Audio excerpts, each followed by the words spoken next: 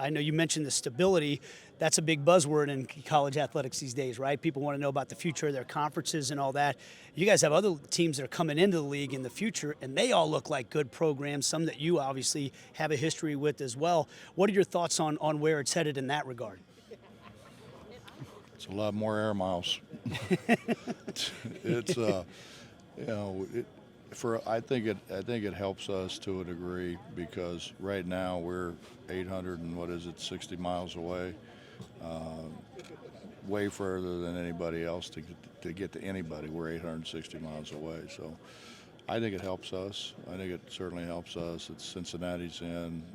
South Florida is a shorter trip for us, and I just think from a travel standpoint, the travel is for us is really rough. I mean, you go to Lubbock and you fly back, and seemingly ESPN loves putting us on at 9 o'clock at night. You know, so 9 o'clock at night and fly back from Lubbock. That equals about 5 o'clock in the morning when we get back. So I think it helps us. I think it helps us. I think the people coming in are going to be shocked at how good the league is from top to bottom.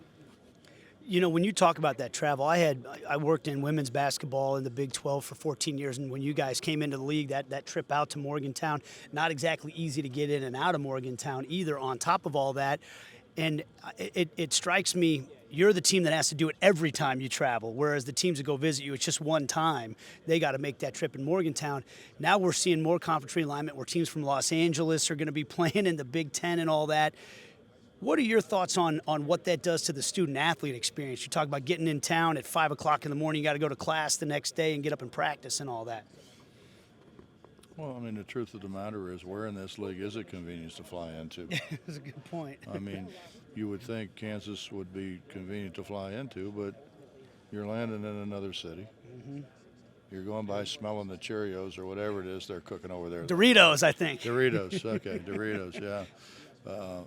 I mean, I think every place is hard. Every place is hard. You go to Iowa State, you're not flying right in. I mean, it's a bus ride. It's a bus ride in this league from virtually every place from where you fly into. So, you know what though? It's still the best league in America.